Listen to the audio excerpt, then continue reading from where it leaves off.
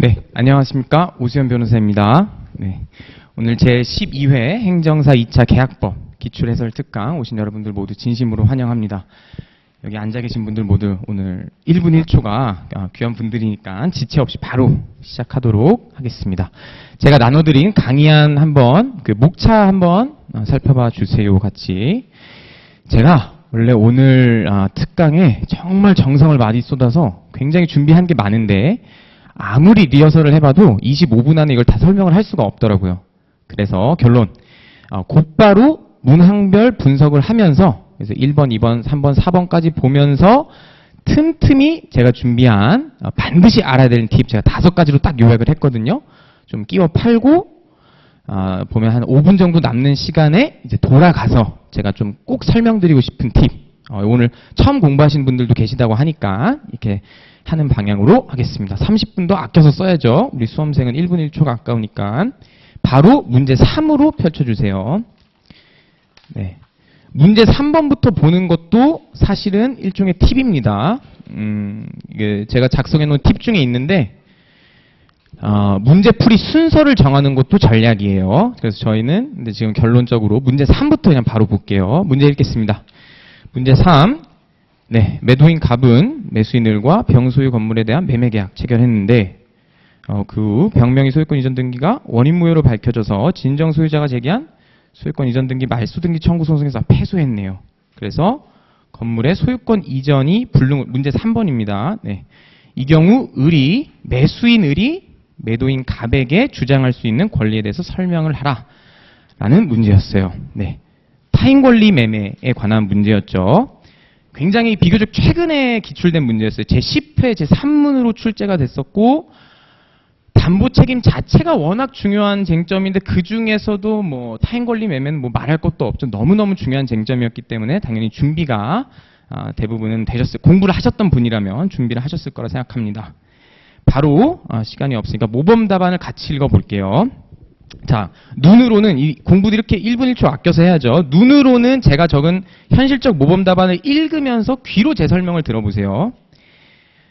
저는 두 가지 덩어리가 중요해요. 이 답안이 왜냐면 저랑 똑같이 쓸 수 없잖아요. 다 본인만의 글쓰기 스타일이었으니까.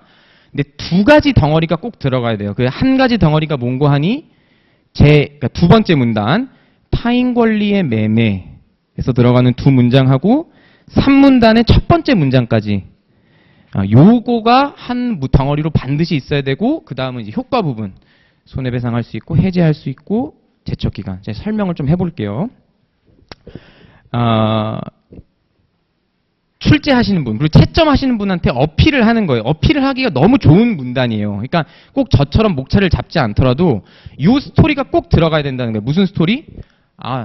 채점하시는 분, 저 타인 권리 매매가 뭔지 의의를 알아요. 의의를 설명하고, 타인 권리 매매를 제대로 배웠으면은 마치 무슨 자동 반사처럼 무릎 때리면은 발 차는 것처럼 무조건 자동 반사로 그게 나와야 돼요.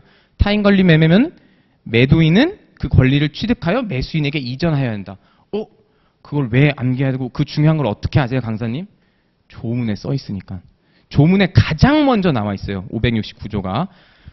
그리고 스토리가 어떻게 연결되죠? 569조 연결한 다음에 그 뒤에 문장까지. 저는 이제 단락을 나누기는 했는데 꼭 목차가 이렇지 않더라도 이건 꼭 들어가야 된다는 거예요. 타인 권리 매매에서 매도인이 그 권리를 취득하여 매수인에게 이전할 수 없는 경우에 매수인은 담보 책임을 물을 수 있다. 여 스토리까지.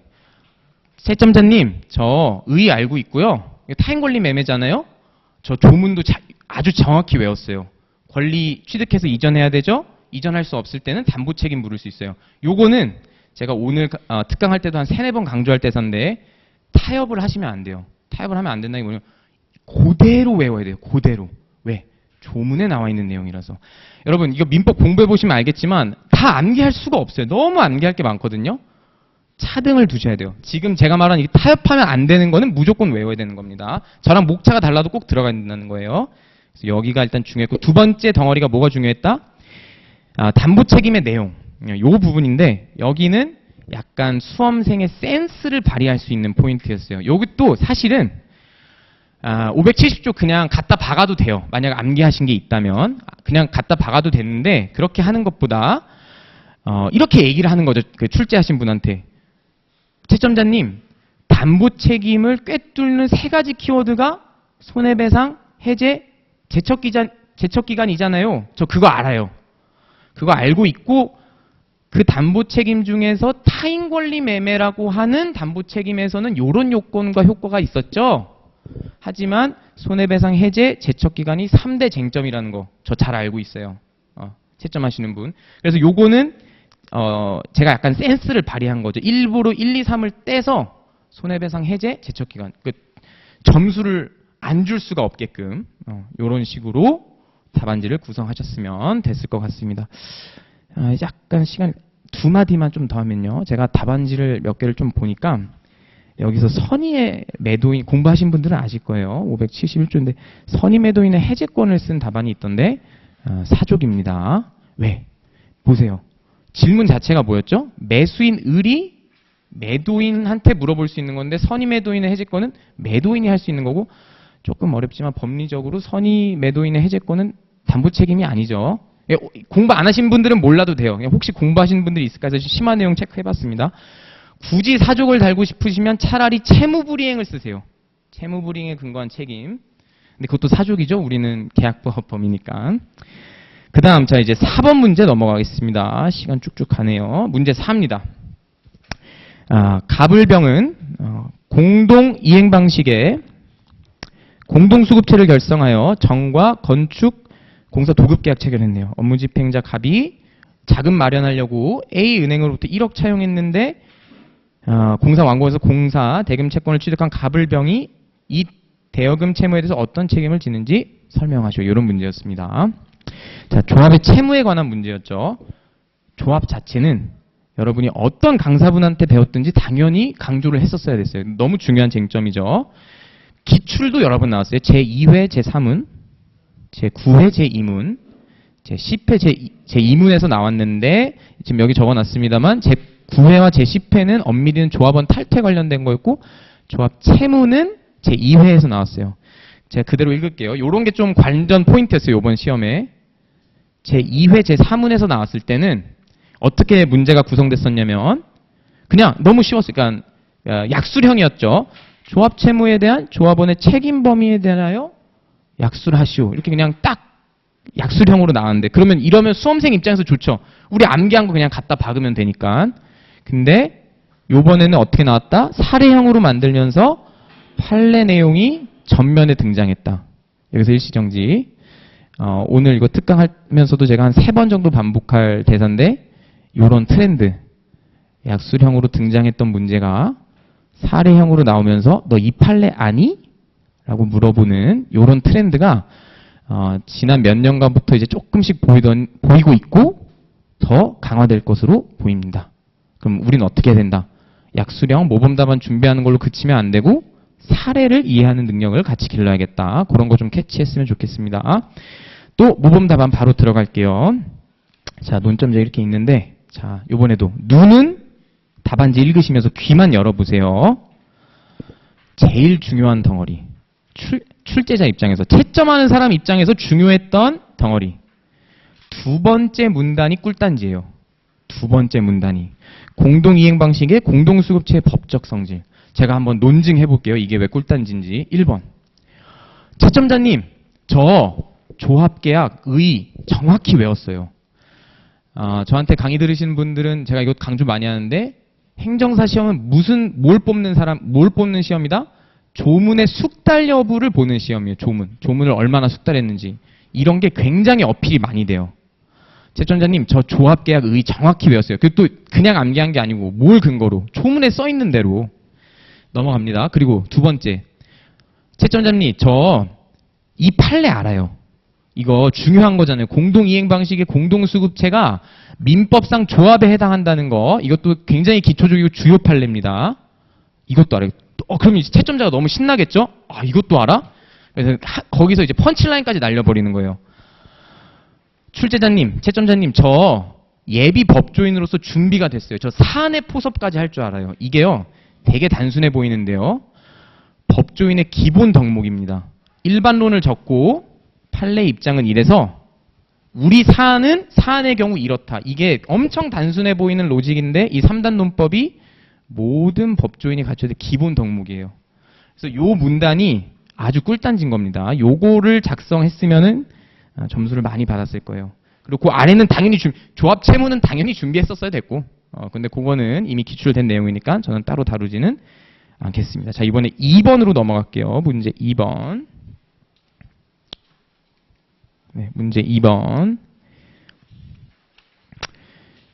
우리 이제 오래 공부하신 분들은 혹은 뭐 이런 문제만 나왔으면 좋겠죠. 문제 2번 약간 이렇게 우리가 아직 과거의 향수에 젖어 있으면 약간 이런 문제만 내주면 참 좋겠다. 그냥 약수를 우리 모범 답안 정리한 거 갖다 박을 수 있는데 아까도 얘기했듯이 트렌드가 바뀌고 있어요. 수험생은 맞춰야 되죠. 하지만 제가 봤을 때 이런 거를 하나씩 계속 줄 거예요. 이거 점수 가져가라는 문제잖아요. 계약 체결사항 과실 책임의 요건 및 효과에 관해서 설명해라. 계열 체결사 과실 책임에 관한 문제였고 기출로는 제4회 제1-2문으로 기출된 바 있고요. 뭐 말할 것도 없이 주요 쟁점이었습니다. 현실적인 모범 답안. 이거는 뭐 꼭 제 모범 답안이 아니어도 너무 얘가 많아요. 뭐 진짜로 솔직히 뭐 아무 데서나 보셔도 되는데 저는 하나만 강조점을 좀 찍고 갈게요. 여기서도 저는 뭘 강조하고 싶냐면 첫 번째 문단을 적으면 채점자한테 좋은 인상을 남길 수 있어요. 왜? 계속 똑같은 대사죠. 채점자님, 저 535조 의의가 뭔지 조문을 근거해서 교과서에서 교수님이 한 정의 말고 조문에 써 있는 대로 암기했어요. 요 스타트가 중요한 거예요. 요 스타트가.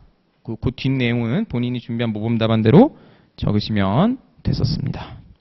좋습니다. 이제 1번 문제가 할 말이 많으니까 쭉쭉 넘어가 볼게요. 벌써 12분 지났네요. 1-1로 넘어가겠습니다.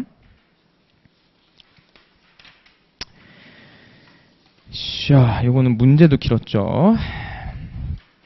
네, 문제 읽어보겠습니다. 문제 1. 갑은 자신의 소유 X상가 건물에서 음식점 운영하다가 2008년에 병에게 매도하면서 병으로부터 X건물을 임차했네요. 이거 실무에서도 흔히 있는 일이죠. 돈 부족할 때, 내가 금융을 좀 융통해야 될 때, 돈 융통해야 될 때 내 소유 건물이 있는데 팔아서 금융 융통하면서 본인은 근데 건물은 사용했으니 해야 되니까 임차인으로 들어가는 실무에도 흔히 있는 경우입니다.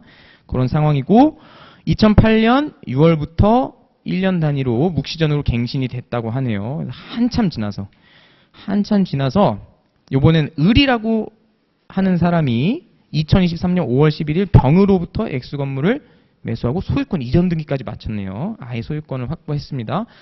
2024년 1월 24일 갑에게 2024 6월 4일자로 임대차가 종료됨을 통지하였습니다. 물음에 답하시오. 물음 1. 을의 임대차 종료 통지에 대하여 갑은 임대차 계약 갱신을 요구했네요. 이와 관련하여 상가건물 임대차 보호법상 계약갱신 요구권 약수를 하고 갑한테 인정되는지 그런 권리가, 그리고 갑과 을의 존속 여부에 관해서 논하라고 하는 문제였습니다. 뭐 기출분석 뭐 동어 반복이죠. 다 이미 얘기를 해버렸네요. 상가 임대차 보호법 관련된 거였고 그 중에서도 뭐 계약갱신 요구권에 관련된 문제였습니다. 제9회 제3문으로도 기출된 바 있고, 다만 제9회에서 등장할 때는 여기 제가 인용을 해놨는데 상가건물 임대차 보호법상 임차인의 계약갱신 요구권에 관하여 설명하시오. 참 이런 문제만 계속 나왔으면 너무 아름다울 텐데 그쵸? 지금 세 번째 얘기합니다. 트렌드가 바뀌고 있다. 사례를 적용할 수 있냐. 똑같은 내용이에요. 똑같은 내용인데 사례 적용할 수 있냐. 이런 식으로 우리가 준비를 해야겠다. 좋습니다. 관련 법리는 한번 읽어보시고 바로 현실적 모범 답안. 조금 길죠? 이번에도 눈으로는 읽으시면서 귀만 열고 따라와 주세요. 어디가 꿀단지일까요? 이 모범 답안의 꿀단지. 이제 이 정도 설명 들으면 좀 따라오실 수 있을 것 같은데, 요번에 꿀단지는 두 번째 그 상가 건물 임대차 보호법상 계약갱신 요구권 중에서도 요건 부분이 얼마나 이게 출제자한테 여기서 어필을 하는 거예요. 아까도 얘기했죠. 조문에 등장한 의의랑 요건은 타협하면 안 돼요. 그냥 그대로 암기하셔야 돼요. 그대로 암기해야 되는데 이게 얼마나 출제자가 보기에, 채점자가 보기에 예쁘겠어요. 그냥 교과서에서 정리한 것처럼 정리한 게 아니라 워딩 자체를 조문에 써 있는 워딩을 그대로 쓰고 있어요. 임차인이 임대인에게 임대차 기간 만료되기 6개월 전부터 1년 전 사이까지 요구해야 되고, 기간 요건. 그러니까 제가 드리고 싶은 말씀이 이거예요. 좀 더 쉽게 설명드리면, 이거를 목차를 너무 예쁘게 만들려고 스트레스를 받지 말라. 약간 이거를 메시지를 전달하고 싶은 것 같아요. 이것도 뭐 기간 조건, 뭐 정당한 사유 이렇게 안 나누셔도 된다는 거예요. 그냥 내용이 다 들어가면 되거든요. 뭘 근거로? 조문 근거로.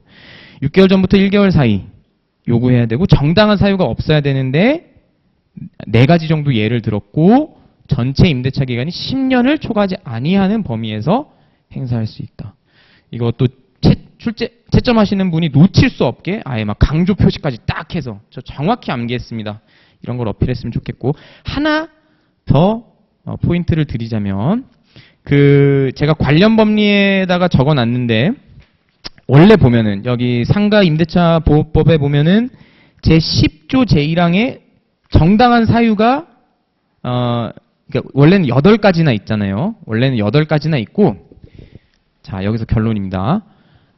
예전에 나왔던 기출처럼 상임법상 임차인의 계약갱신 청구권 약술해보세요 만 나왔으면 하나라도 더 쓰셔야 돼요. 하나라도. 쥐어짜서. 따라오고 계시죠? 하나라도 더 쓰시면 되는데, 여기서는 이런 게 센스를 발휘할 수 있는 포인트였어요. 왜냐? 우리 사안포섭까지 해야 된단 말이에요. 사안포섭까지 해야 되는데 분량의 제한이 있으니까 여기서 센스 있게 대표적인 예는 다음과 같다. 그래서 한 4가지 정도로 이렇게 추리는 게 약간 센스였을 수 있겠다. 그래서 효과까지도 조문에 있는 거 그대로 쓰시고, 요 문제가 조금 어려울 수 있었던 게 요것도 좀 센스가 필요했어요. 사안에 적용해서 한번 봐볼게요. 임차인갑의 계약갱신 요구 인정 여부. 이 첫 번째 문장이, 그러니까 갑은 2008년 6월 5일 병으로부터 X상가를 최초 임대하였고, 을이 2023년 5월 11일 병으로부터 X상가를 양수함으로써 임대인의 지위를 승계하였다. 이게 엄밀하게 법 논리를 전개해야 되는 사람 입장에서는 반드시 필요한 단추예요. 논리 전개에 있어서. 왜냐면 을이 지위를 양수했다고 봐야 임대차 기간이 전체로 길어지는 거잖아요. 그런데 이거를 막 간질간질해요. 이거 막 아는 거 나왔어. 대항력이랑 임대인의 지위 승계 쟁점이 나와서 쓰고 싶다고 해서 요거 항목 나눠서 많이 썼으면 세모. 시간이 없어요. 시간도 없고 분량 조절에 실패한 거예요. 그러면 이럴 때 할 수 있는 센스는 뭐다? 지금 뭐 물어봤지? 그래, 계약 청구권 물어봤고 사안포섭만 하면 돼. 계약 청구권, 그래서 논점의 제기가 중요한 거예요. 논점의 제기를 그대로 적으면서 목표를 잃지 않게. 나는 상임법 약술만 하고 사안포섭만 한다. 논리상으로는 반드시 들어가요. 이것도 엄밀히 따지면 일반은 들어가야죠. 상가 건물이어야 되고, 갑자기 단어가 안 떠오르죠? 신고해가지고 등록도 영업신고해서 받아야 되고, 다 논증해야 되는데, 자리가 없어요. 그럴 시간도 없고. 그래서 이런 센스를 발휘해야 됐었다. 좋습니다. 이제 마지막으로 18분이네요. 자, 1-2 이제 처리해 보겠습니다. 물음 2. 갑은 2024년 3월 9일 정과 X건물에 관하여 5천만 원 권리금 계약 체결한 다음 2024년 3월 22일 을에게 신규 임차인으로 정을 주선했네요. 권리금 계약 체결하고서 이 사람을 신규 임차인으로 하겠습니다 하고 을한테 주선을 했는데 요구도 하고, 그러나 을은 자신이 X건물에서 직접 가게 샌드위치, 그러게요.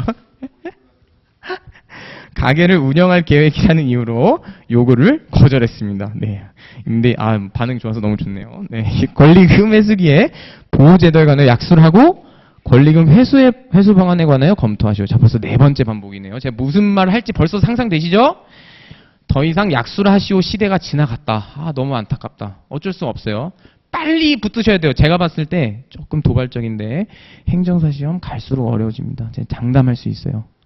경쟁률도 올라가고 있고 어려워질 수밖에 없어요. 민법이 어렵잖아요. 어려워질 수밖에 없어요. 이 약술의 시대가 지나갔어요. 사안포섭까지 해야 되는 거 오늘 4번 강조했습니다. 반드시 기억하셨으면 좋겠고, 상임법상 규정된 권리금 회수기의 보호제도에 관한 문제였고 제7회 제3문으로 출제된 바 있어요. 기출 당연히 준비할 수 있었고 당시에는 약수령으로 등장했는데 올해는 사례형으로 등장했습니다. 더 나아가 제가 작성한, 그러니까 실제 모범 답안처럼 작성하려면 두 가지 주요 판례까지 포섭을 해야 됐기 때문에 난이도가 있는 문제였습니다. 제가 이것도 다른 답안들을 좀 읽어봤는데 이 판례를 정확히 포섭하지 않은 답안들이 많더라고요. 그냥 약술만 한 논리상 오류입니다. 다. 아까 얘기했죠? 법조인은 일반론이 이렇습니다. 판례가 이렇게 말했으니까 우리 사안에서는 이렇습니다. 이게 기본이에요. 그래서 반드시 판례 포섭을 해야 됩니다. 현실적인 모범 답안. 네, 벌써 20분이네요. 자, 이것도 눈으로 읽어보시고 귀로. 자, 어디가 꿀단지일까요? 벌써 상상이 된다. 그쵸?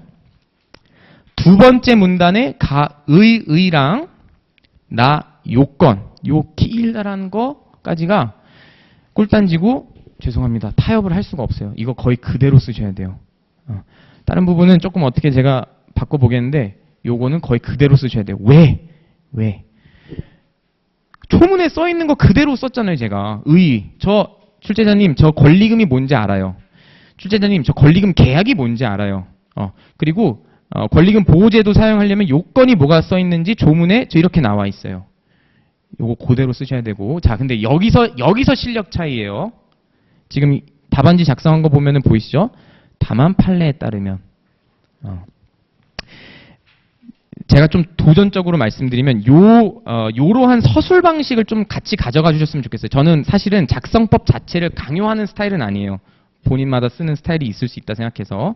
근데 행정사 시험은 저는 어떻게까지 생각하면 약간 미니 사시예요. 미니 사시. 저 변호사 시험 공부할 때도 의 요건을 이렇게까지 많이 외워본 적이 없어요. 저희는 판례가 많이 나와요. 판례가. 그래서 바로 판례 포섭만 하면 되는데 이거는 약수를 시키고 굉장히 난이도 있는 시험이에요. 행정사 시험이. 제가 봤을 땐 요런 형태로 수렴할 수밖에 없어요. 의의를 적으면서 의의가 이렇게 가지를 폈는데 여기 가지에 주석이 덜렁덜렁 달려 있어요. 요런 판례가 있네요. 뭐만 다 쓰지 마시고 사족으로 우리 사안에 관련돼 있는 판례만. 어떤 느낌인지 아시겠죠? 네, 그런 식으로 작성법도 좀 팁을 가져가 주시면 좋겠습니다.